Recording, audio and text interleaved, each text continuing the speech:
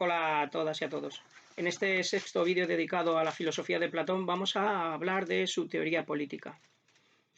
Como decíamos en el capítulo anterior y en general desde el comienzo, la pregunta socrática acerca de cómo hemos de vivir constituía el núcleo central, el objetivo último de toda la filosofía, tanto de Sócrates como de su discípulo Platón.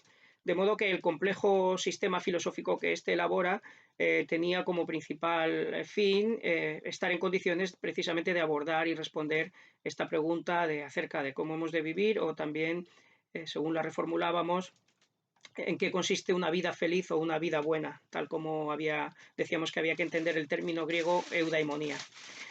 Pero parece evidente que la cuestión acerca de cómo hemos de vivir no queda ni mucho menos agotada una vez que hemos descubierto o hemos creído descubrir una serie de principios éticos o morales por los cuales regir nuestra propia vida, sino que el ser humano, como va a decir Aristóteles, es un animal social, un animal de polis y, por tanto, para tener un concepto completo de cómo hemos de vivir necesitamos tomar en consideración también ese aspecto social o político de nuestra vida.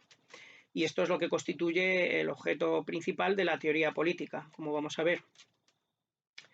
Que para Platón las preocupaciones políticas eran fundamentales es evidente por lo que sabemos de su biografía. Platón pertenecía a una familia noble ateniense, varios de cuyos miembros participaron en cargos de importancia a lo largo del tiempo en la política de la ciudad, y al propio Platón se le ofreció desde joven implicarse en ella.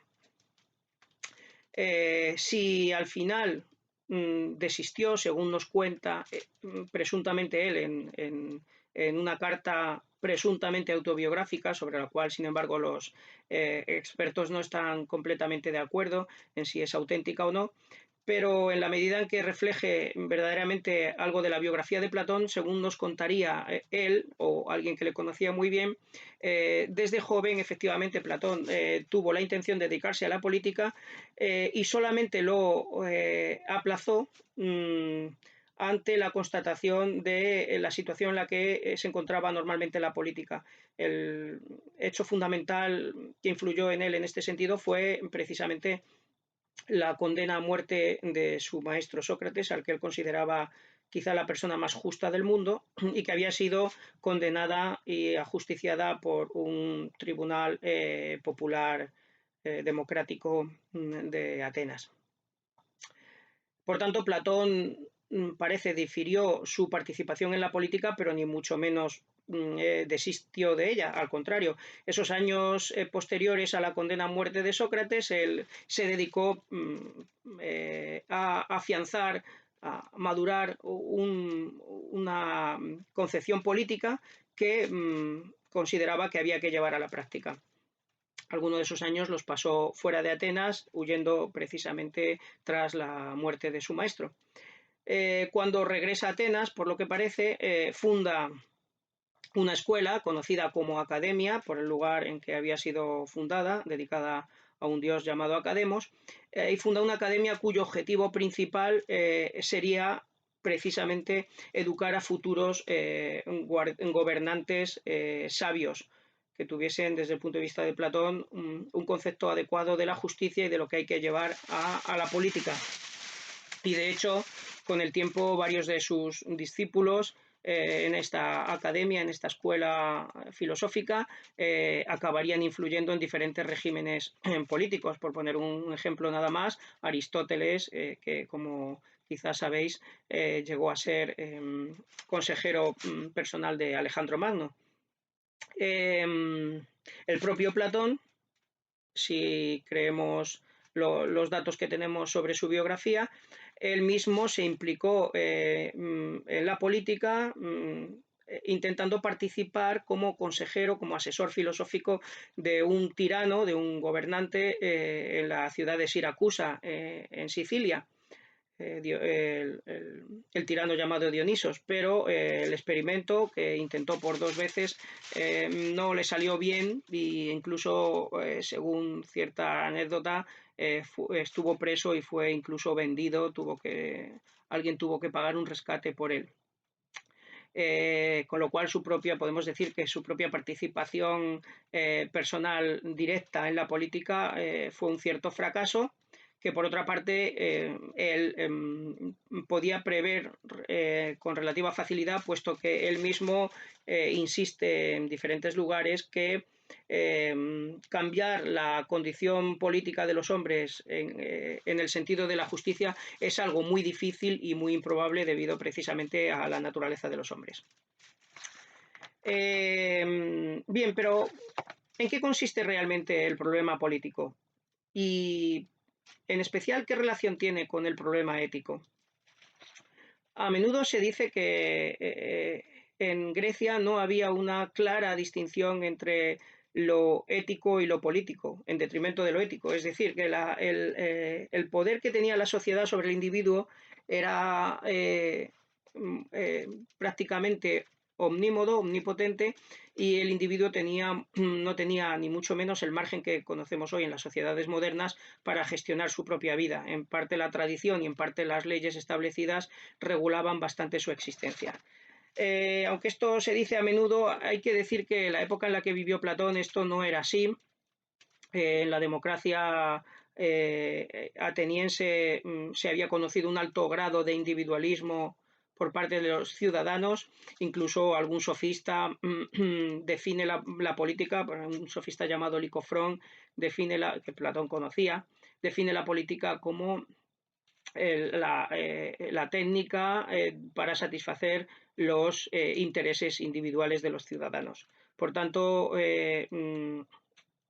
no tenemos por qué admitir que no existiese un margen importante para la individualidad y, por tanto, para la distinción entre una vida ética y una vida de implicación política. Es más, en las propias obras de Platón, la relación entre una cosa y la otra es compleja y bastante difícil de determinar, porque por un lado Platón pinta a las leyes políticas como algo sagrado, la patria es nuestra madre, puede incluso contar con nuestra vida, si es preciso, está por encima de cualquier otra cosa y tiene un poder prácticamente absoluto sobre nosotros.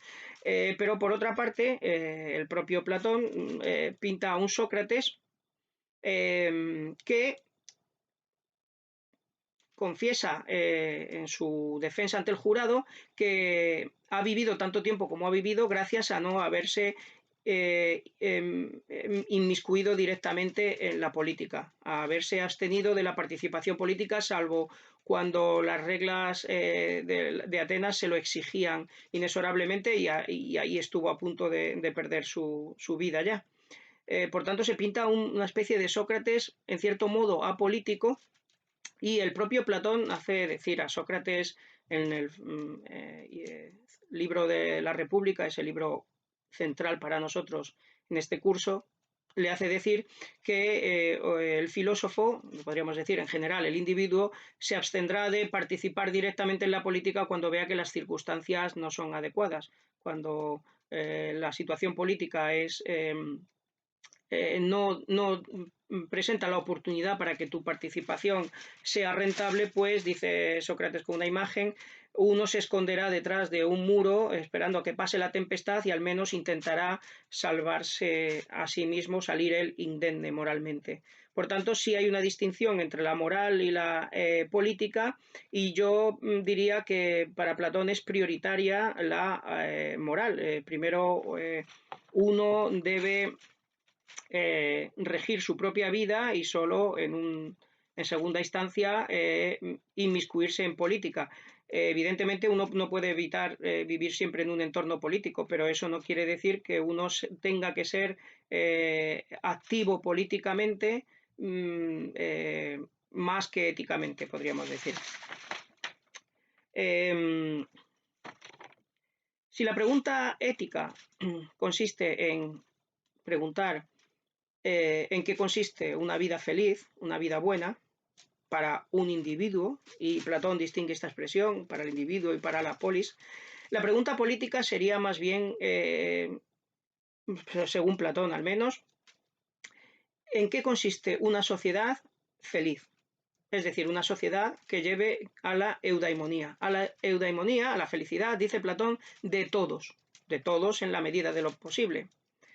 Es importante señalar esto porque Platón no piensa que, por ejemplo, como dice una teoría política actual, el utilitarismo, que el objetivo de la política sea conseguir la mayor felicidad del mayor número, ya que sería virtualmente imposible conseguir la felicidad de todos. Platón no piensa esto. Tampoco piensa, como piensan otros teóricos, por ejemplo Kant y sus seguidores, que el objetivo de la política es establecer lo justo independientemente de a quién haga feliz o qué vidas proporcione a los ciudadanos. No, para Platón se trata de la felicidad, insistimos, entendida adecuadamente, es decir, como una vida objetivamente buena de todos, en la medida en que la vida de cada uno puede ser buena. Porque obviamente, como vamos a ver según Platón, no todos somos iguales y nuestras diferencias implican también diferentes capacidades para llevar una vida más o menos feliz. Pero en la medida en que cada uno, por su propia naturaleza, tiene una actitud para la felicidad, una sociedad justa sería aquella que consiguiese la mayor felicidad, no del mayor número, sino de todos en la medida de sus posibilidades. Por tanto, en ningún momento hay que sacrificar a un grupo de ciudadanos por los demás, sino que hay que intentar armonizar la vida buena de todos. Hay una diferencia fundamental entre la ética y la política, hay que tenerlo en cuenta. En la ética no existe una coacción externa. En la ética, a la conducta solo me obligo yo. Se podría decir, como dicen a veces los filósofos de manera un tanto metafórica, que me autocoacciono. Soy yo el que me obligo a actuar. Sin embargo, en la política ya no basta digamos, con las buenas palabras o con los convencimientos, sino que la política implica el ejercicio de la coerción, es decir, de la fuerza entendida legítima o legal. Y entonces hace falta una justificación de ese uso de la fuerza. Cuando uno participa en política, está entrando inevitablemente todo el mundo está implicado en política, pero decimos, cuando uno actúa más activamente en política, está entrando en un sistema de coerciones en que él mismo, de alguna manera, va a forzar a sus conciudadanos a hacer ciertas cosas de acuerdo con sus ideas políticas y el cargo que la sociedad le permita ocupar.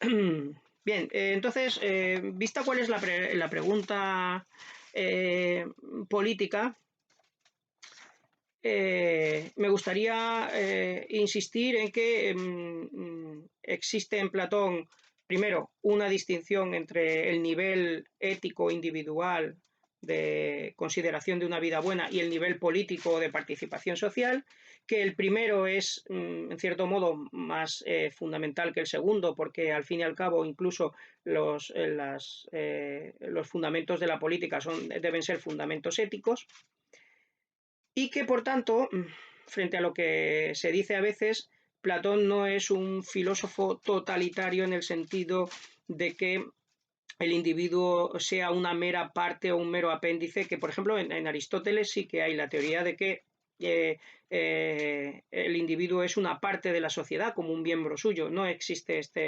esta concepción en Platón. El individuo es pleno y completo en sí mismo, aunque evidentemente se realiza mucho mejor en un entorno social.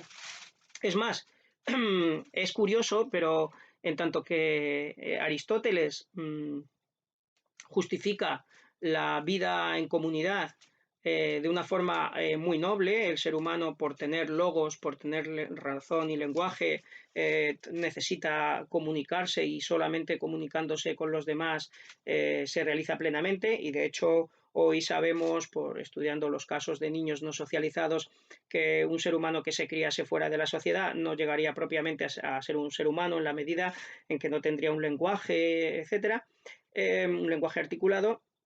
Sin embargo, Platón nunca aduce este tipo de justificación para la política.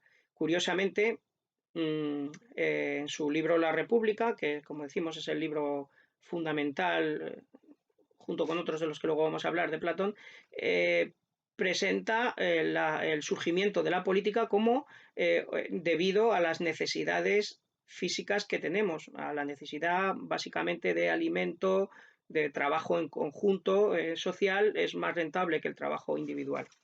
Por tanto, curiosamente, la política, como vamos a ver, va a ser pintada por Platón más como una necesidad que como una bondad, como algo irremediable. Bien,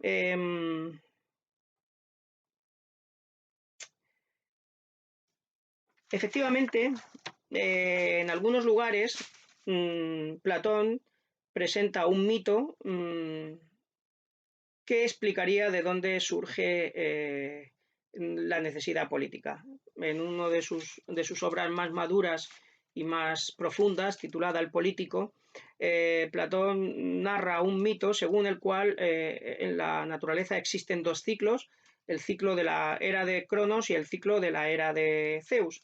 En la era de Cronos, dice Platón, es el dios mismo, el creador del universo, el demiurgo del que hablábamos en un capítulo anterior, el que, dice Platón, mueve la manivela del universo y lo mantiene, por tanto, en orden. Ahí todo funciona de una manera natural y ordenada, fluida, y además hay démones que nos pastorean y cuidan de nosotros como nosotros cuidamos ahora del ganado. En esa época, en esa era mítica, dice Platón en este diálogo, no existía ni la politeia ni la propiedad de las mujeres, dice. Es decir, en esa época no existía la política, las ciudades, los estados, ni existía la propiedad, empezando por la propiedad por la propiedad sexual, que es el fundamento de la propiedad. Entonces, es curioso, ¿por qué no había politeia y ciudades, estados en esa época mítica? No existían, dice Platón, porque en aquella época teníamos todo lo que necesitábamos. El Dios proveía de nosotros, es una especie de Edén, similar al que se pinta en el Génesis de la Biblia, y en ese jardín pues nosotros disfrutábamos de todo lo que necesitábamos y no teníamos la necesidad de luchar con la naturaleza para conseguir nuestro sustento, nuestra protección contra el frío o contra el calor, contra el resto de los animales, etc. En esa época edénica todo funcionaba perfectamente y por tanto no hacía falta la política. La política entra en funcionamiento, dice Platón, cuando en la siguiente era el Cronos, el dios, abandona el timón del universo y este vuelve hacia atrás y queda de la mano de Dios, como se suele decir. Esta época conocida como la Edad de Zeus es, sin embargo, una época de necesaria lucha contra la naturaleza. La naturaleza no nos da inmediatamente lo que necesitamos, al contrario, nos pone trabas, nos ofrece resistencia y por tanto necesitamos trabajar. Y es como fruto de este trabajo y de esta necesidad como surge la política. Primero, como decíamos, como la necesidad de ayudarnos unos a los otros para conseguir cosas tan elementales como el alimento, el abrigo o protegernos de los otros animales. Por tanto, como veis, la política en Platón solamente tiene sentido en un entorno de necesidad, en un entorno de lucha y de trabajo. Esto es una tesis muy importante. Por tanto, evidentemente, si es fruto de la necesidad, de la dureza de la naturaleza y del trabajo, evidentemente la propia política inevitablemente va a estar cargada de necesidad y de dureza, es decir, de coerción, aunque esto solo en la medida en que los seres humanos sean irracionales, puesto que si fuéramos plenamente racionales haríamos la mejor gestión de nuestros recursos.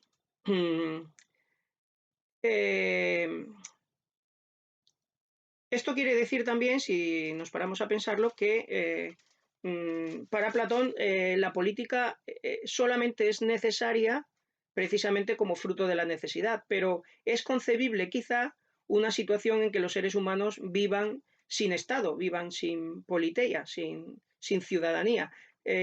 Por ejemplo, si fueran completamente racionales y se organizasen de forma completamente racional. Entonces no sería necesaria la coerción, no serían necesarias las leyes. En general, para los sabios, cree Platón, no son necesarias las leyes, como van a creer después los estoicos. Ellos son su propia ley y están en ese sentido por encima de las leyes. Sin embargo, la mayor parte de la población necesitaría las leyes, puesto que no sabe gestionarse racionalmente.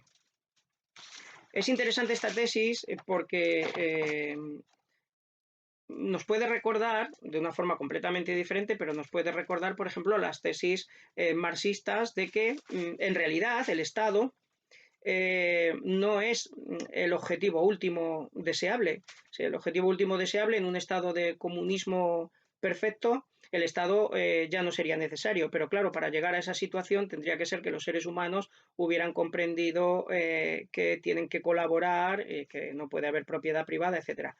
Cosas todas ellas que vamos a encontrar de manera similar en Platón, aunque con una diferencia importante que vamos a ver. Bien, por un lado está la necesidad, la política es una cuestión de necesidad. Por otro lado está el problema de la posibilidad. Platón también se plantea la política como una cuestión de hasta qué punto es posible, porque él cree que efectivamente no es posible la política más perfecta pensable, es decir, lo más ideal no puede realizarse, tampoco en cualquier otro terreno. Ya sabemos que en el mundo físico, pues la belleza perfecta no se encuentra en ninguna parte, ni siquiera el círculo perfecto, ninguna cosa en el mundo físico se realiza de manera perfecta, por tanto tampoco las ideas políticas. Pero el ideal, por tanto, el ideal político superior que Platón va a diseñar en la República, él mismo reconoce que es prácticamente imposible de llevar a la práctica, pero sin embargo nos puede servir como una idea regulativa de hacia dónde debemos tender o a qué queremos parecernos, a dónde deberíamos dirigirnos.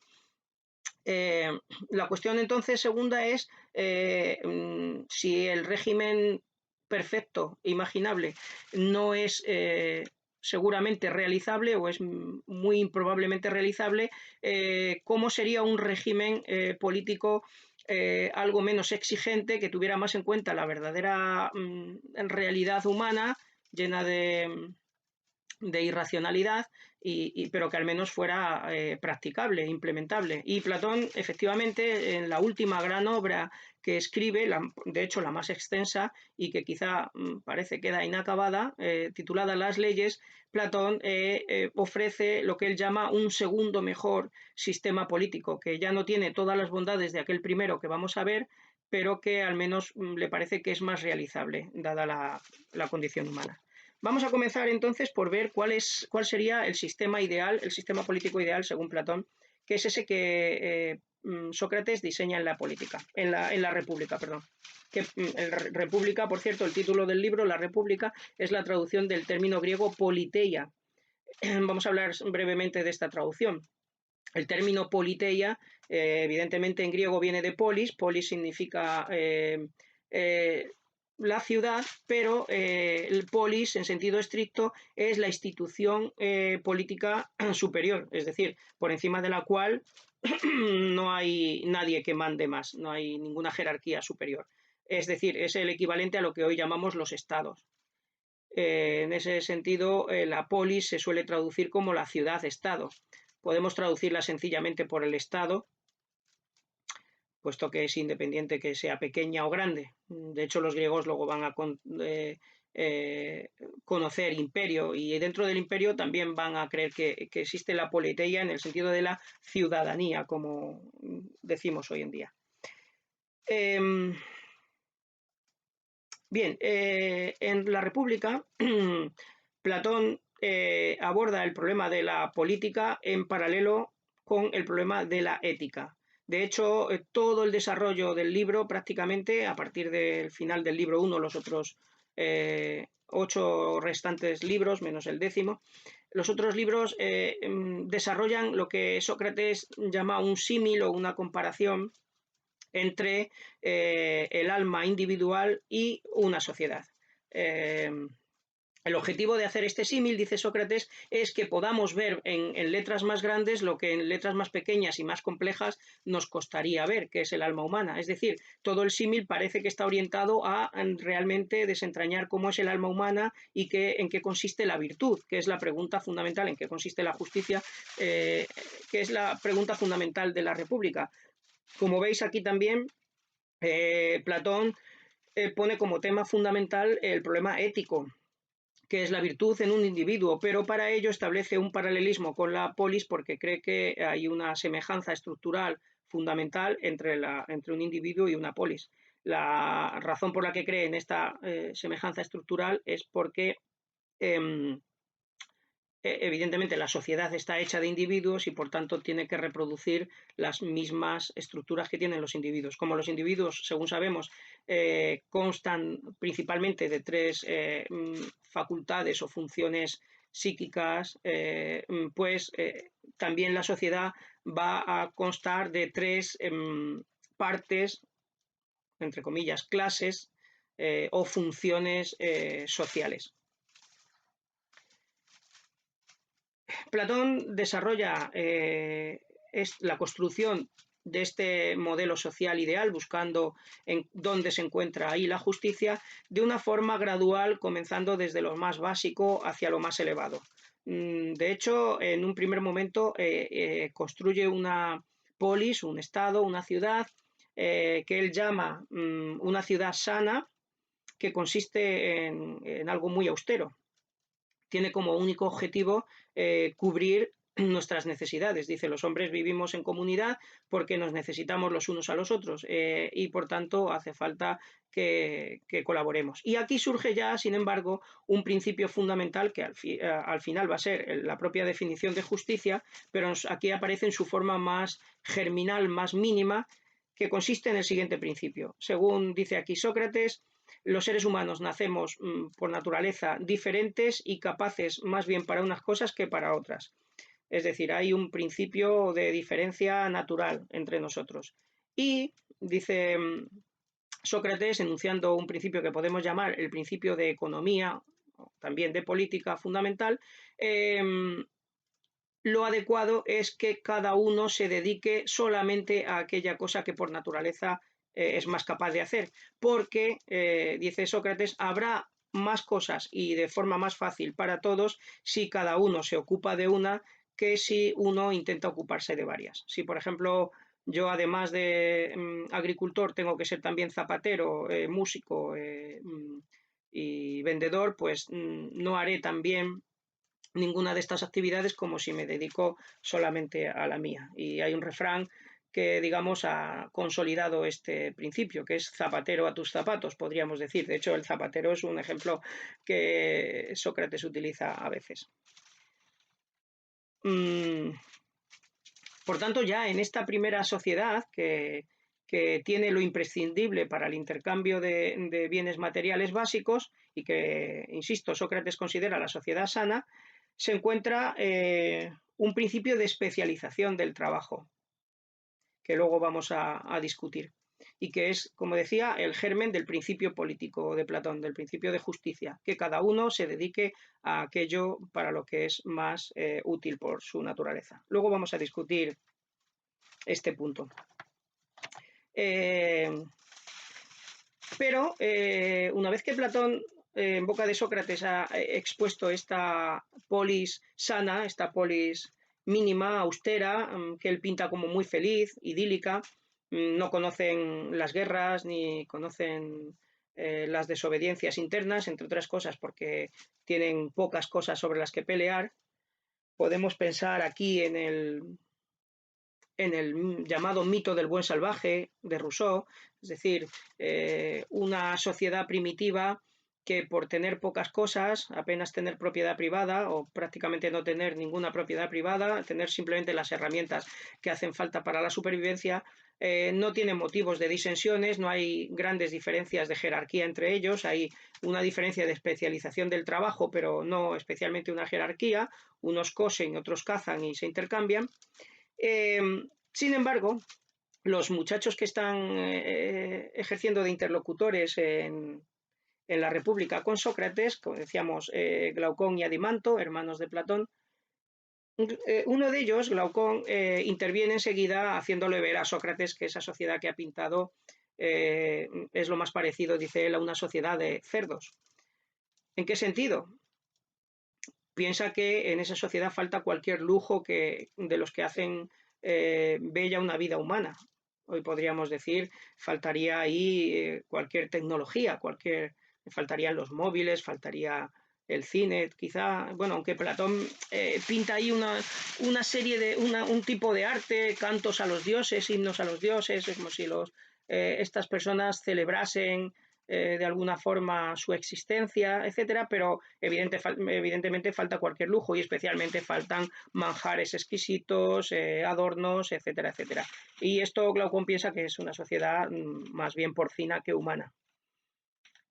Sócrates, irónicamente, se hace el nuevo, como decimos, como solemos decir, y dice, ya veo que lo que tú quieres es una sociedad lujosa, una sociedad del lujo, que sin embargo Sócrates confiesa que considera que es peor, pero que le parece interesante construirla porque quizá ahí sea más fácil encontrar las virtudes, la justicia y las otras virtudes al ser una sociedad más compleja. Esto es lo que va a llamar él la polis lujosa, que con el ánimo de introducir todas esas cosas que Glaucón ha echado en falta en la polis austera, en el estado mínimo anterior, es decir, cosas tales, decíamos, como ricos manjares, adornos, músicos de todo tipo, imitadores, dice Platón, ahí surgen los imitadores. Con el ánimo de introducir todo esto, decimos, introduce la riqueza material y, por tanto, inevitablemente, dice Platón, va a conllevar también la guerra, porque hay que conseguir todo eso, que ya no es tan inmediato en la naturaleza, y además hay que mantenerlo frente a las asechanzas de otros que lo van a desear. Por tanto, inevitablemente, una sociedad más compleja conlleva la guerra. Esto nos recuerda también la tesis de Rousseau de que el invento de la propiedad privada y la muerte de aquel buen salvaje pues trajo las desdichas del ser humano, pero de todas formas ya no es posible volver a aquella situación primitiva, cree Rousseau y Sócrates seguramente también. No cree que la sociedad humana esté dispuesta a abandonar sus lujos para pasar a llevar una vida austera. Vemos que algunas personas sí que lo hacen, que se van a vivir de forma muy austera al campo, intentan vivir con lo menos posible, incluso abandonan la tecnología, etcétera, pero la mayor parte de las personas no podemos prescindir de estas cosas y por tanto necesitamos esta ciudad lujosa que para Sócrates es también una sociedad infecta, llena de infecciones, puesto que en cuanto, igual que le ocurre al cuerpo, cuando empieza a tener más alimento del que necesita, cuando empieza a tener manjares, cuando empezamos a comer azúcares, grasas que no necesitamos, empieza el cuerpo a supurar por todas partes, pues exactamente igual en la sociedad, en la medida en que se va volviendo rica, tal como el vulgo entiende este concepto, pues se va degenerando y se va enfermando. Entonces hace falta la fuerza no solamente de cara al exterior, el ejército, sino que hace falta también la fuerza interior y aquí es donde tienen que aparecer herramientas como la policía. Por tanto, en este nuevo nivel social, en la sociedad lujosa y infecciosa, surge necesariamente un nuevo trabajo que no hacía falta en la anterior, que es el de guardián, fílax, dice Platón, el guardián. Hace falta el guardián tanto para asuntos externos como para asuntos internos. Es decir, hace falta un nuevo personaje que tiene que tener unas características esencialmente diferentes al común de los mortales, puesto que para ser un verdadero guardián tiene el que no desear los bienes materiales que desean todos los demás. En el aspecto psíquico, Platón se está refiriendo aquí a un personaje en el cual domina el coraje o la fuerza de voluntad, el cimos, que tiene que ser muy diferente de aquella parte de nosotros en que está completamente sometida a los apetitos de la facultad deseante o desiderativa. En esta polis lujosa ya hay más jerarquía, evidentemente. No solo, estará, por una parte, el pueblo llano, que se dedica, como en las polis mínima, a la producción, pero que quiere tener más bienes materiales que los que podía disfrutar en aquella situación. Y está, por otra parte, los guardianes, que son los que ejercen el control, la moderación, la lucha que va a haber necesariamente en esa sociedad. Entre esos guardianes, algunos de los principales van a ser los gobernantes. En este lugar del desarrollo, Platón hace a los legisladores de esta polis contar un mito a sus conciudadanos, un mito que él mismo dice, lo llama una noble mentira, una mentira, o podríamos decir casi una mentira piadosa. Sabe que es una mentira en el sentido de que al menos es un mito, que esto no ha sucedido, pero que es conveniente que crean así los ciudadanos. Esta es el mito de del origen de las diferentes razas o clases humanas. Según este mito, aunque todos somos hermanos, hijos de la tierra, unos estamos fabricados con oro, otros con plata y otros con una aleación de cobre. Entonces, esto hace que tengamos naturalezas muy diferentes. Y dice este mito, dice Sócrates, aunque lo normal es que de un padre de oro surjan hijos de oro y de unos padres de plata, hijos de plata, etcétera, también ocurre a veces que surge un hijo de plata de un hijo de oro y cualquier otra combinación, con lo cual el gobernante, dice Sócrates, tendrá que tener, Platón a través de Sócrates, tendrá que tener mucho cuidado con la combinación de los metales de los que estamos hechos cada uno, y también vigilará, no permitirá que nadie esté en el lugar social que no le corresponde por su verdadera naturaleza. Bien, vamos a discutir esto en este lugar porque es fundamental. Como veis, aquí Platón enuncia una tesis que podríamos decir una tesis sociológica o incluso una tesis natural que dice que los seres humanos somos diferentes por naturaleza. Unos nacemos con más habilidades para unas cosas y para otras, y esencialmente para las tres grandes funciones sociales que van a determinar en qué lugar vamos a estar. Por tanto, se trata, aunque Platón utiliza el término raza, se trata más bien de, podríamos decir, de clases o incluso de castas, como en la India. Es decir, de una condición que se hereda prácticamente de forma genética, aunque es esencial recordar que Platón no cree que esta herencia sea necesaria, sino que pueden ocurrir cambios. Por tanto, hay una especie, en principio parece que hay una especie de determinismo social por el cual nosotros, por nuestra genética, vamos a estar determinados para ser de una clase social o de otra.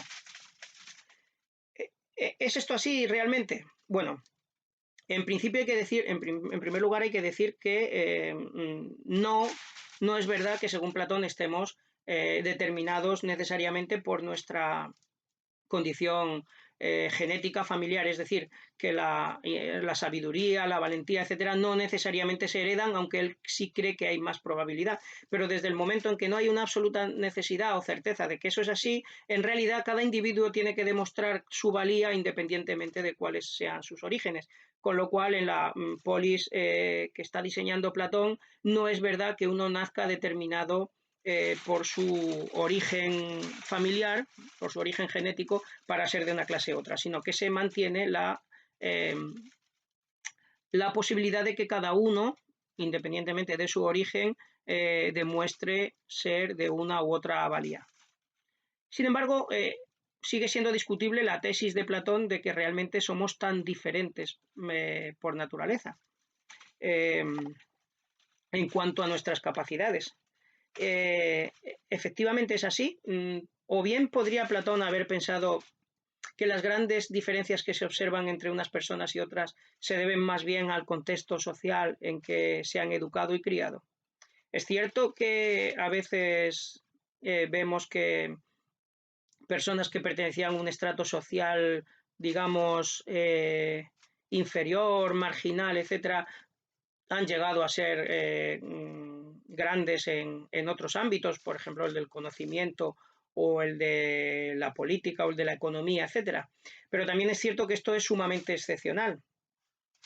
En la mayor parte de las veces un individuo sigue perteneciendo a la clase social a la que pertenecían sus padres en general, grosso modo. De hecho, prácticamente no puede hacer otra cosa porque también la educación, la sanidad, etcétera, todo desde el principio es para él muy diferente según a la clase social a la que pertenezca. Por tanto, Platón podría haber quizá sospechado que las diferencias entre nosotros no son tanto naturales como sociales. Eso es más así si tenemos en cuenta que el propio Platón va a ser ni más ni menos capaz de negar la diferencia natural de actitud entre varones y mujeres, como vamos a ver. Es decir, que él mismo va a sostener que la diferencia de conductas de hombres y mujeres, la diferencia de trabajos, la aparente diferencia de actitudes entre hombres y mujeres, se debe, dice él, más a la educación que a la naturaleza. Por naturaleza, hombres y mujeres, vamos a ver, tienen las mismas capacidades. Si Platón ha sido capaz, por decirlo así, de desmontar la diferencia natural de género, ¿por qué no hizo eso también con las clases sociales? Le parecía mucho más evidente que las diferencias entre unos individuos y otros se deben a su naturaleza que al contexto social en que se han criado. Esto es muy difícil de determinar porque mientras los individuos están sujetos necesariamente a contextos sociales y mientras observamos que de hecho los casos en los que un individuo escapa a la condición de sus progenitores es un porcentaje muy pequeño, tenemos razones para creer que hay una base más social que natural, quizá en esas diferencias. Bien, este es un tema que dejamos aquí sin discutir, pero es fundamental darse cuenta de que según Platón hay una jerarquía importante, sea de origen natural o social, o más bien una mezcla de ambas seguramente. Hay una diferencia muy importante entre unos individuos y otros que les capacitan para hacer unas cosas y otras, y heredando aquel principio que veíamos ya en la sociedad sana de zapatero a tus zapatos, aquí se transformará en que cada uno solamente puede ocupar una clase social o un estamento social de esta polis más jerarquizada. Es decir, que no hay un principio, ya se rompe aquí el principio de igualdad. No es que se rompa el principio de igualdad de derechos. Podríamos pensar que podría interpretarse que en la polis de Platón no existe la igualdad de derechos. No es así. Platón podría respondernos, si le dijéramos que no existe en su polis la igualdad de derechos, que claro que existe. La igualdad de derechos consiste en que cada uno tenga la libre oportunidad igual de demostrar cuál es su valía natural y que ocupe aquel cargo que le corresponde por eso. Lo que sería una verdadera desigualdad es que a gentes de capacidades diferentes se le otorgasen cargos iguales en la sociedad. Por tanto, hay un principio de igualdad de derecho, pero hay una negación de igualdad de hecho. Según Platón, no hay una igualdad de hecho entre los seres humanos y de hecho él cree que es bueno que no la haya, puesto que si todos naciéramos con semejantes capacidades, pues cómo distribuiríamos los diferentes papeles sociales que realmente hay. Claro, esto nos suena muy cruel necesariamente porque implica que parece que tienen que existir personas cuyo destino natural es dedicarse a los trabajos más alienantes, más esclavizantes. Y aquí viene otro pero que se le puede pasar a Platón, y es que no condenó la esclavitud. Ni siquiera se planteó si la esclavitud era lícita. Al menos Aristóteles se lo planteó e intentó justificar que la esclavitud era algo de origen natural y por tanto justo, que había personas que naturalmente nacían para ser mandadas por otras, aunque el propio Aristóteles se da cuenta de la falacia, puesto que la mayor parte de las personas que son esclavos lo son por haber sido hechos prisioneros de guerra y sin embargo eran libres y completamente capaces de hacer todas las cosas cuando no habían sido aprisionados. Por tanto, el propio Aristóteles se da cuenta de que al menos la inmensa mayoría de los esclavos que hacen el trabajo duro en Grecia no tienen nada que ver con un origen natural de la esclavitud. Pero, como digo, Platón ni siquiera se planteó esta cuestión de la esclavitud. Al revés, aceptó que tiene que haber esclavos. Y esto es cierto que en su gran libro, decíamos, Las leyes, el último, eh, indica que hay que tener los menos esclavos posibles y que los esclavos siempre son una fuente de problemas y de dificultad, pero como un problema técnico, digamos, de difícil de resolución, pero no como un problema ético o político, la existencia de la esclavitud. Y esto puede probarnos que incluso una persona tan inteligente como Platón, que es capaz, por otra parte, decíamos, de desmontar la diferencia de género, aunque, digamos entre paréntesis, que él no fue el primero. Ya en el ámbito, en la intelectualidad ateniense, ya se habían propuesto reflexiones acerca de la inferioridad social de la mujer, etcétera. Por ejemplo, en las comedias de Aristófanes, en Lisístrata o en la Asamblea de Mujeres se plantean estas cuestiones. O sea que Platón no es el inventor de esto, pero al menos tuvo la gran fuerza de ser el primer filósofo y durante muchos siglos el único que defendió que hombres y mujeres deben hacer las mismas tareas. Sin embargo, no supo ver esto acerca de la esclavitud y quizá tampoco acerca del carácter social de la diferencia entre unas personas y otras. Bien,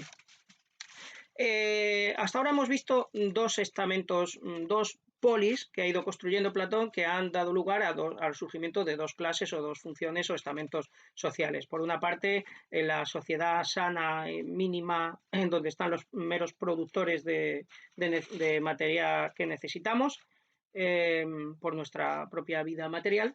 En un segundo momento, al construir la polis de lujo, hemos encontrado la necesidad de los guardianes, este otro estamento superior. Entre ellos se elegirían a los principales guardianes, que serían los que ejercerían el gobierno, pero la exposición todavía no ha terminado. Aún le queda a Sócrates dar el mayor salto, el que él considera con algo muy difícil de explicar y de justificar, que prácticamente nadie va a aceptar y que él describe como tres olas, tres oleadas que tiene que salvar y que cada una de ellas puede ahogarle en su discurso. Se trata de qué condiciones se tienen que dar en una sociedad para que sea lo que estábamos construyendo sea una sociedad completamente perfecta. Pues bien, según Platón, estas tres oleadas, estas tres condiciones son, en primer lugar, como decíamos, la igualdad de hombres y mujeres. Él, que utiliza sistemáticamente la analogía entre el guardián y el perro, los perros, dice que entre los perros las hembras son tan fuertes y cazadoras como los machos. Cuando están criando tienen que estar dedicadas a eso, pero cuando no están dedicándose a la cría pueden hacer las mismas funciones de caza, vigilancia, etc. Es cierto que lo van a hacer siempre con algo menos de fuerza y eso Platón cree que también afecta a las mujeres, pero dice las mujeres son en todo iguales a los hombres, aunque en todo algo más débiles, dice él. Por tanto, propone que las mujeres pasen a realizar las mismas funciones que los hombres. Pero, y aquí pues se ha visto muchas veces, y con razón, pues el primer caso de un filósofo histórico que defiende la igualdad de alguna manera entre varones y mujeres, y eso pese a que en su obra hay muchos rasgos patriarcales, machistas, etcétera, que son lógicos puesto que está describiendo una sociedad patriarcal. Por ejemplo, pues los contertulios de Sócrates, los interlocutores de Sócrates son todo varones, los banquetes que realizan son todo varones. Es verdad que en la Academia de Platón, como ya sucedió en la escuela de Pitágoras, se aceptaron las mujeres y de hecho la tradición nos cuenta que en la Academia hubo dos filósofas, pero en general el entorno es patriarcal y ya el hecho de decir esto, Platón sabe que le va a costar la incomprensión de sus conciudadanos. De todas maneras, no creamos que esta tesis de la igualdad de hombres y mujeres es sencillamente ya una especie de feminismo, o al menos tal como lo entendemos hoy en día. Al menos por dos razones. En primer lugar, porque como hemos dicho, Platón conserva esa coletilla nefasta, digamos, de que en todo las mujeres son algo más débiles, es decir, da a entender que también, aunque se van a dedicar a la guerra y a la intelectualidad, van a ser siempre algo más débiles guerreras y algo más débiles filósofas. Y si en el caso de las guerreras podía en su época tener alguna razón, digamos, para apoyarlo, desde luego en el caso de la intelectualidad no había ninguna razón en ese momento para sostenerlo. De hecho, Platón hace decir a Sócrates que algunas de las personas que le han educado a él, al propio Sócrates, son mujeres. Por ejemplo, Aspasia, la esposa de Pericles, que era la que organizaba los cenáculos literarios y culturales de Atenas en los que a veces participaba Sócrates y que Sócrates considera una maestra suya. Y en el libro del banquete decíamos, Sócrates dice que quien la educó fue una sacerdotisa llamada Diótima. Es verdad que este personaje del banquete es un personaje mítico y no sabemos tampoco, dejábamos precisamente planteado el problema de qué simbología tenía el hecho de que Platón pusiese en boca de una mujer la doctrina suprema sobre el amor y la belleza. Por tanto, por un lado, no es un feminismo la tesis de la igualdad de hombres y mujeres en la República, en el sentido de que la mujer sigue siendo considerada un elemento más débil. Pero en segundo lugar, quizá un problema más importante es el siguiente. En realidad, en esta construcción política que está haciendo Platón, lo que pide es que las mujeres pasen a dedicarse a las actividades que son más propias de los varones, como son la guerra, el gobierno, etcétera, mientras que no pide algo similar a los varones, no pide a los varones que se dediquen a lo que tradicionalmente se ha asignado a las mujeres, al ámbito doméstico, a la crianza, etcétera. De hecho, en el libro de la República, el ámbito de lo doméstico y de la crianza, prácticamente, el ámbito doméstico prácticamente no existe, salvo para la plebe, como vamos a ver. Y el ámbito de la crianza ocupa un lugar muy oscuro que Platón deja en manos de unas llamadas nodrizas, unas cuidadoras, que estas, por lo visto, no son mujeres que pueden acceder a ser guardianas y guerreras.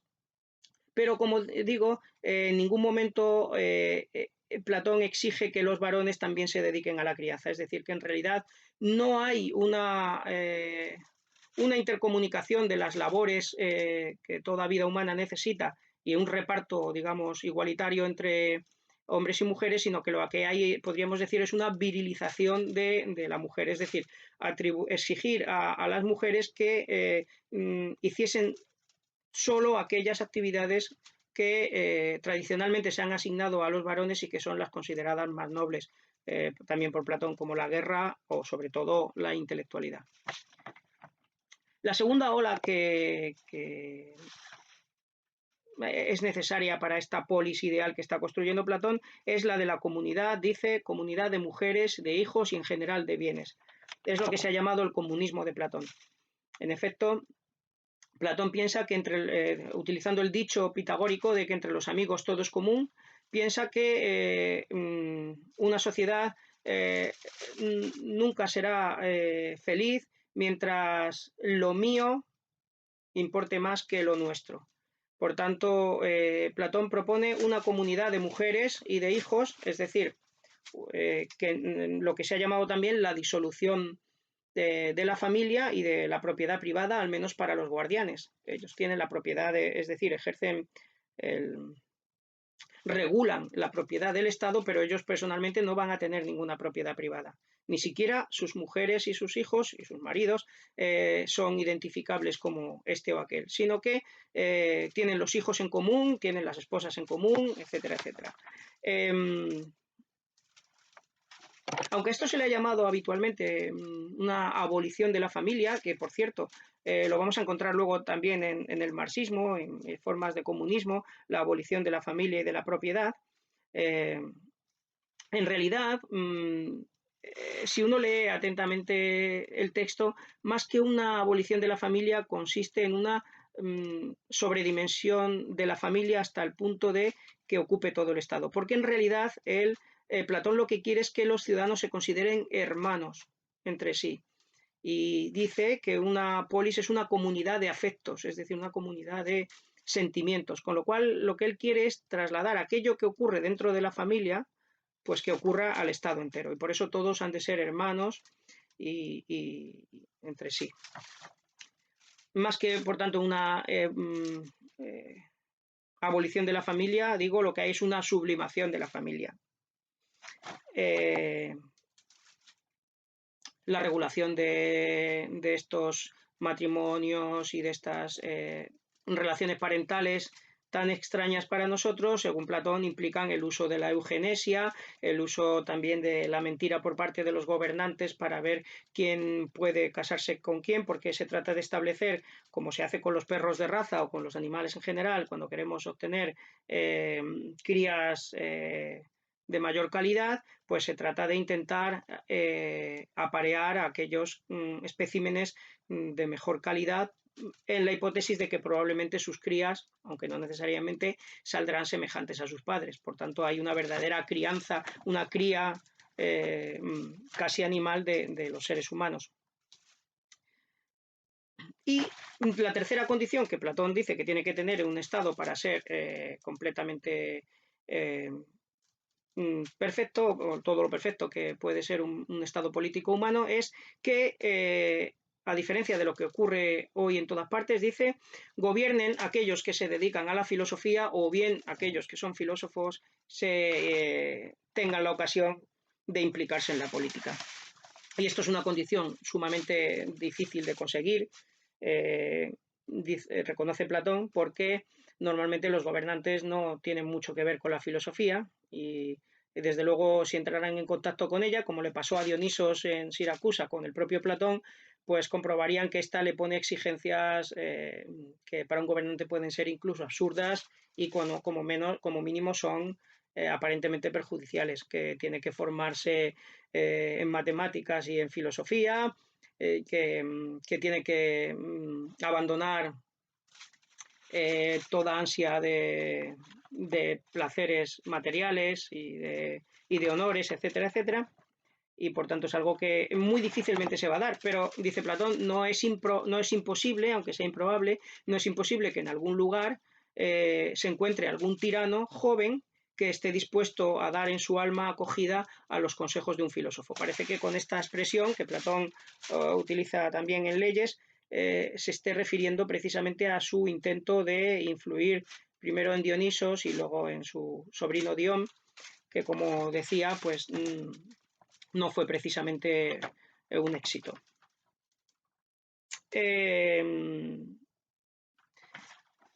Por tanto, aquí tenemos ya todo el sistema político platónico, que constaría, por tanto, de tres estamentos o tres funciones sociales: la de los productores, la de los guardianes y la de los gobernantes sabios o los gobernantes filósofos. Y igual que decíamos en el alma humana, la justicia consiste en una armonía según la cual cada parte de nuestra psique hace aquella función que le corresponde y no se inmiscuye en las de los demás. De la misma manera, y no se subvierte ese orden, de la misma manera en la sociedad está bien organizada, es armoniosa y por tanto es justa cuando los sabios gobiernan, los guardianes ejecutan lo que los gobernantes sabios les prescriben y por último los productores están sometidos al control de esos dos estamentos superiores. En cambio, se produce una situación social de injusticia y de desorden cuando se subvierte ese orden. Por ejemplo, cuando son los guardianes los que gobiernan, puesto que estos, por muy noble voluntad que tengan, no tienen el conocimiento de la justicia, como la tienen los filósofos, y peor aún, por supuesto, cuando gobierna a algún grupo o todo el grupo de los que se dedican principalmente a la producción de bienes materiales y que por tanto ponen el fundamento de su vida en la satisfacción del placer, porque estos evidentemente tienen la peor de las éticas y van a transmitir también a la política la peor de las políticas. De acuerdo con esto, según Platón, hay diferentes regímenes políticos posibles. El más perfecto de todos ellos podemos llamarlo una aristocracia de los sabios, que es aquel régimen político en que gobernasen, ese régimen que no ha existido probablemente nunca, ni quizá pueda existir nunca, en que gobiernen las personas más sabias. Después de esto vendría un régimen en que gobernasen los guardianes. Estos solo gobernarían por ausencia de los primeros. Cuando faltan los filósofos guardianes, pues los filósofos gobernantes, los guardianes se tienen que hacer cargo de la polis, se hacen cargo de la polis mientras ellos existen, pero ya no tienen el conocimiento de lo bueno y por tanto intentan primero mantener el recuerdo de lo que fue aquel régimen perfecto e intentan mantener un régimen que se basa sobre todo en el concepto del honor, que es muy propio de los guardianes. A este régimen Platón lo llama por eso la timocracia o timarquía, es decir, el gobierno del honor. Más cae todavía la sociedad cuando los guardianes se corrompen, es decir, cuando deja de haber un grupo significativo de personas que anteponen el orden y la moderación sobre los placeres, ellos mismos se corrompen o sus hijos se corrompen y la sociedad pasa a estar regida por personas cuyos principales intereses son materiales. Aquí pueden darse, según Platón en la República, tres regímenes políticos diferentes, pero que en el fondo se basan en lo mismo. Serían la oligarquía, el gobierno de unos pocos por intereses puramente económicos, la democracia, que es el gobierno del pueblo, demos, el gobierno del pueblo. Para Platón la democracia es siempre el gobierno de los deseos, puesto que la mayor parte de las personas, afirma Platón, no son ni filósofos ni guardianes, sino están hechas del peor material, del peor de los metales del alma y por tanto tienen la peor actitud para el gobierno. Y por último, el último de los 5 tipos de regímenes que distingue ahí es la tiranía, que él considera que es el peor de todos los regímenes políticos, que es aquel en que un solo individuo, de manera populista, digamos hoy, conduce a la masa y se hace con todo el poder y gobierna exclusivamente por su interés. Es un régimen muy inestable por su propia naturaleza, puesto que evidentemente todos quieren cargarse al tirano, aunque sea solo para suplantarlo, para ocupar su lugar. Es un régimen lleno de violencia, lleno de guerra interna, de conflicto interno. Como decíamos desde el comienzo, Platón es consciente de que este sistema político que acaba de diseñar en la República, que él dice lo diseña en palabras, en el logo, digamos, es un experimento mental, es difícilmente realizable, implementable por la propia naturaleza de los seres humanos. Entonces, él se hace cargo de que hay que dar una respuesta política algo más realista, a unas indicaciones algo más realistas a quienes van a intervenir en política para que, si no se puede conseguir aquel sistema ideal, al menos se consiga un sistema que sea el segundo mejor. Y esto lo expone Platón de formas diferentes en sus 2 otras grandes obras políticas, que son El Político, se titula, y Leyes, el libro al que hemos hecho alusión ya aquí más de una vez.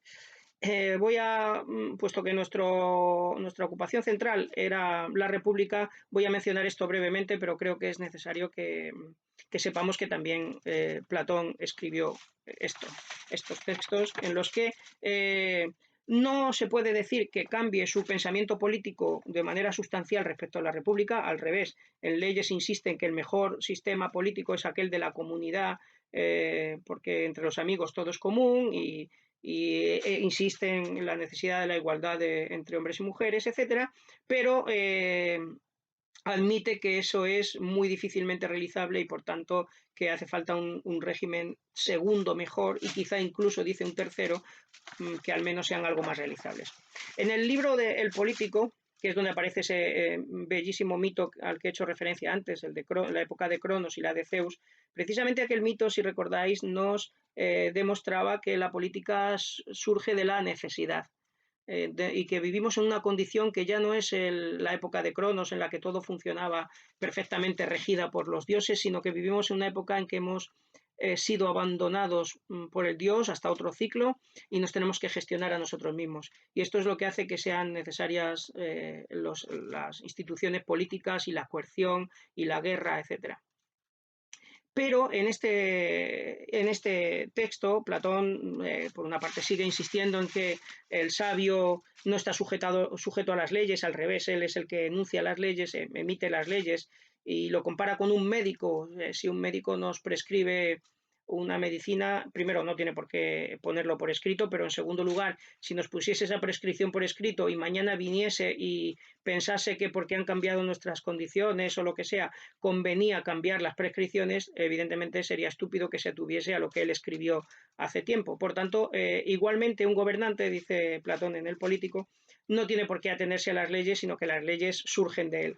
Ahora bien, ahí hay un cambio muy importante. El protagonista de este diálogo, que es un extranjero discípulo de Parménides, de Elea, reconoce que actualmente no existen esos sabios gobernantes que puedan dictar esas leyes. Y en ausencia de esos padres que proveen de la verdadera ley, lo único que nos quedan son las leyes escritas que se supone que han surgido de sus manos. Por ejemplo, la legislación que existía en Esparta o la que existía atribuida a Licurgo o la que existía en Creta, que algunos remontaban incluso hasta el mítico rey Minos. Estas legislaciones es lo mejor que tenemos una vez que el padre no está. Compararlo, por cierto, con lo que pasaba con la escritura. También decíamos en el primer capítulo que Platón piensa que la escritura no es el mejor vehículo para aprender, pero sin embargo, en ausencia del padre de la escritura, todo lo que tenemos es precisamente esa escritura, que es como un recordatorio de lo que decía ese padre, que ya no está. Pues exactamente de forma análoga, en ausencia de un padre legislador, lo que nos quedan son las leyes y por tanto es imprescindible atenerse a esas leyes.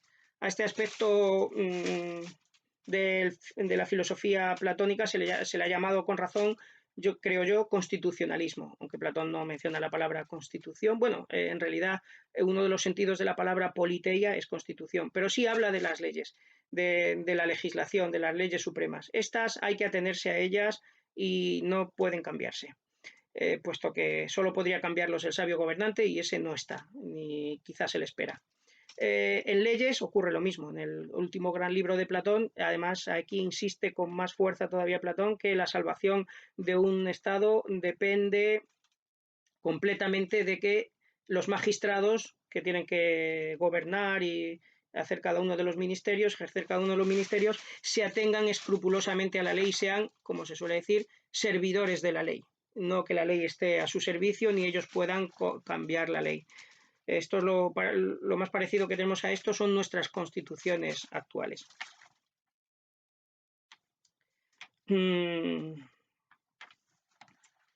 Por último, en ese libro Las leyes, Platón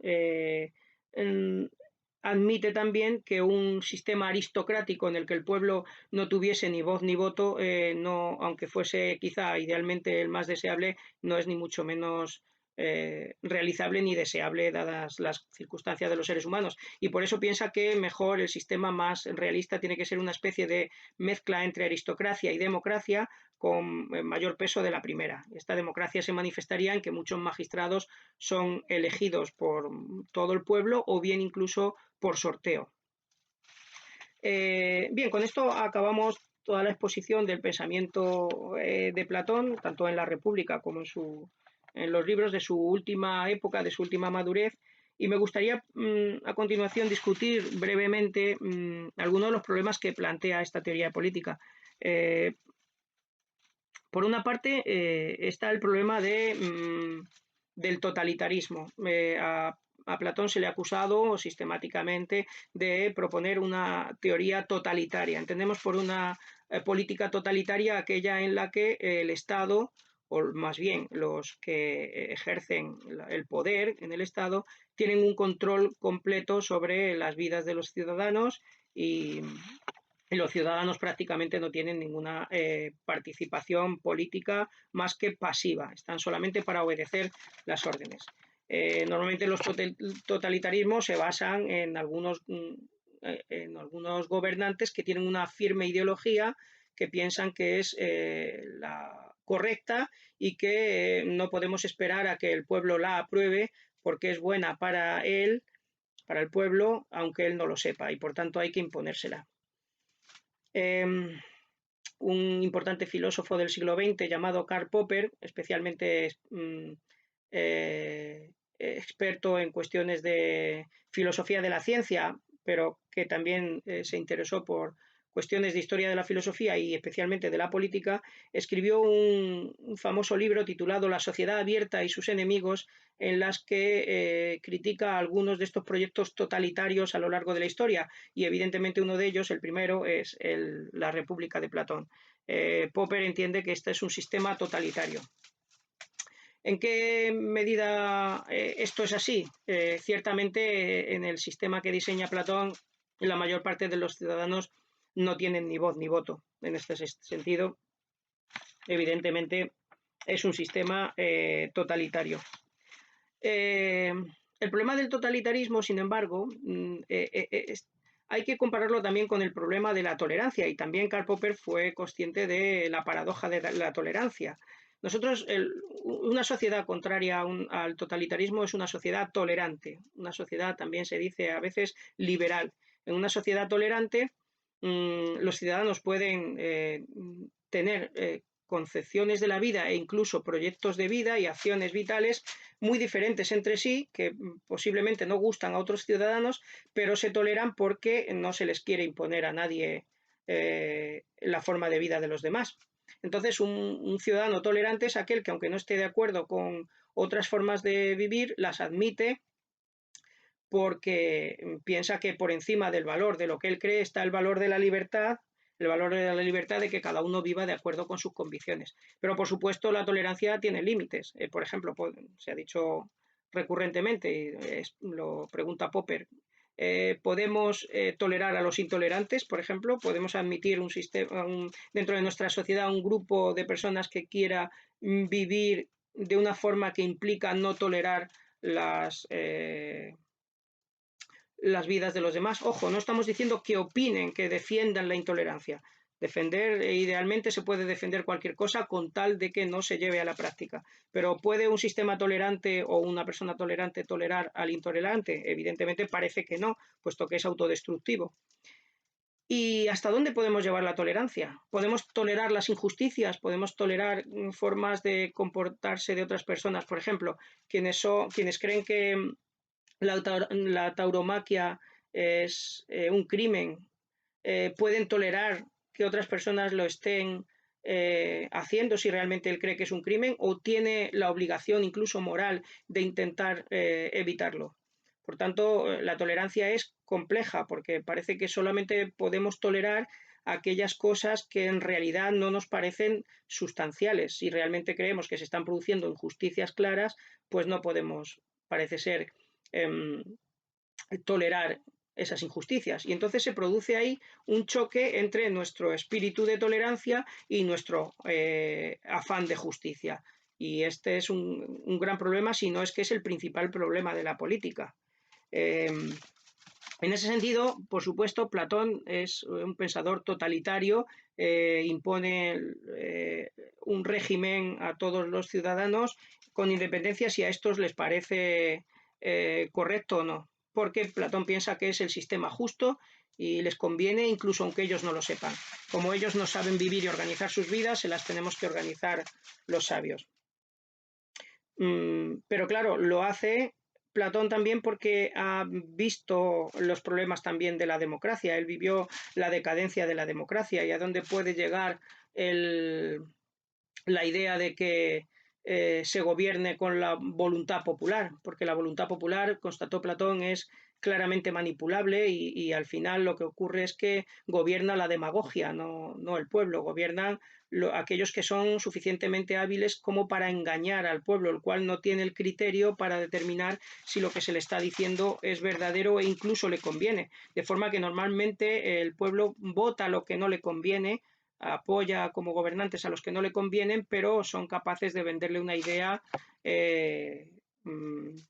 muy, muy capaz de arrastrarles. Pues, por ejemplo, a veces se ha dicho que las banderas y otras cuestiones más bien simbólicas son capaces de arrastrar a la población emocionalmente y hacerla olvidar problemas más reales como problemas de injusticia social, etcétera, etcétera. Por tanto, sí, podemos decir que el régimen platónico es totalitario, pero claro, la alternativa política nunca es o el pleno totalitarismo o la plena tolerancia, sino algún tipo de compromiso o término medio. Evidentemente, en ese camino de compromisos, el sistema platónico está muy cerca del totalitarismo. Aunque hay que recordar que esto tiene algunos matices. En primer lugar, por supuesto, no se trata de un totalitarismo de la fuerza, ni de la nobleza sanguínea, ni nada parecido. Es una aristocracia del conocimiento que se da, por ejemplo, también en otros ámbitos donde no nos preocupa que no haya democracia. Por ejemplo, pues dentro de la comunidad científica, los médicos o los físicos no operan de forma democrática, sino que hay una jerarquía entre los mejores y los peores. Y Platón está pensando en algo parecido para la sociedad. Luego, por otra parte, él dice que el filósofo gobernante solo participará allí donde la sociedad se lo requiera, es decir, él no va a ir llamando puerta por puerta o diciendo me necesitas para vivir. En caso de que no se den las circunstancias sociales favorables, el filósofo se abstendrá de participar directamente en la vida política, como decíamos. Por tanto, esto es una mitigación un poco del totalitarismo, aunque evidentemente en último extremo Platón contempla que si hace falta llegar al gobierno mediante cierto uso de la fuerza para establecer la justicia, pues es lícito. El otro gran problema de la filosofía política de Platón es precisamente su tesis de que existen o pueden existir, en esto Platón parece que se fue haciendo quizá más pesimista con la edad, que pueden existir unos sabios gobernantes que dirijan la sociedad. Pero el problema no está solo en el hecho de que puedan existir. Esto es un problema, digamos, sociológico. El problema, yo creo, es más fundamental. El problema es que Platón cree que los sabios están de acuerdo en sus teorías políticas. Los filósofos, como él los llama, los auténticos filósofos, están de acuerdo en sus teorías políticas. Y esto no es cierto. En la filosofía hay muchos grandes filósofos, además de Platón, y no todos están de acuerdo sobre cómo debería ser la sociedad. Por tanto, es simplemente un ideal cojo pretender que una serie de filósofos completamente de acuerdo en todo o completamente de acuerdo en las líneas fundamentales de la política gobiernen las vidas humanas, porque esto no está resuelto. Es decir, la filosofía no está resuelta, no está cerrada y por tanto no existen de hecho ni de derecho esos filósofos que conocen la verdad. Y por último, una anotación sobre la crítica de Platón a la democracia. Platón tiene un concepto muy negativo de la democracia, que ya hemos explicado. La democracia está basada en el poder de los más, y los más, por desgracia o por suerte, no son precisamente sabios. Por tanto, no es un gobierno dirigido por el conocimiento, que, como sabemos, es la fuente fundamental de los valores en la filosofía de Platón. Ahora bien, ¿se podría mitigar un poco al menos este concepto que Platón tiene de democracia?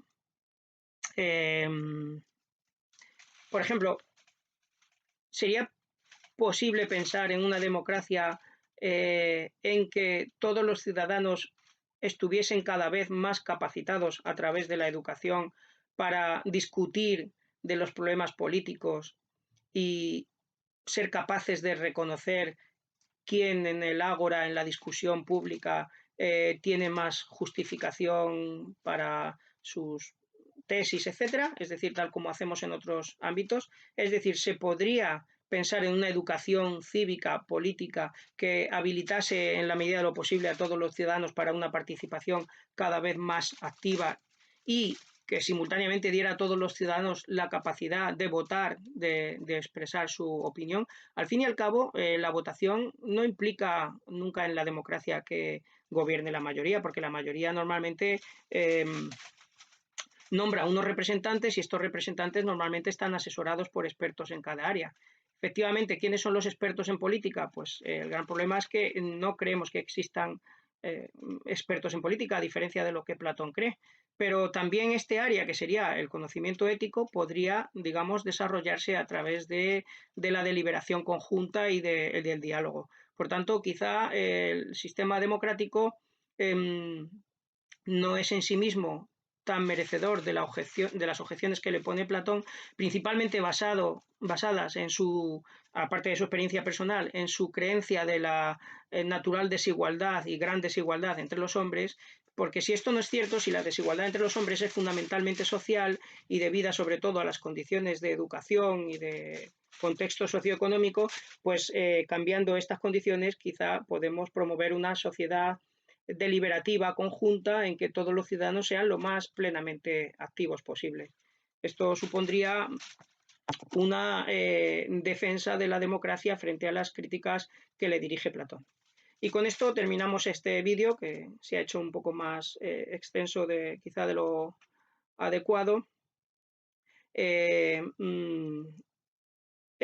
Con la reflexión de que, como veis, creo que hemos podido tener la oportunidad de ver de que el pensamiento político de Platón, si bien puede parecernos hoy inasumible en muchos de sus aspectos, a muchos de nosotros, sí que es completamente digno de nuestra consideración, como procedente que es de una persona muy inteligente, y en especial a nosotros que vivimos en una sociedad democrática, y además en una sociedad democrática que a veces parece estar en situaciones muy similares a las que vivió Platón, de decadencia, de afloramiento de populismos diversos, de peligro de caída en las tiranías, tengamos un referente histórico filosófico tan importante como Platón para reflexionar sobre nuestra propia actualidad. Y eso es lo que hace que los clásicos sean clásicos, que son completamente actuales, como ocurre con Platón si lo leemos con un poco de atención. Bien, pues hasta pronto.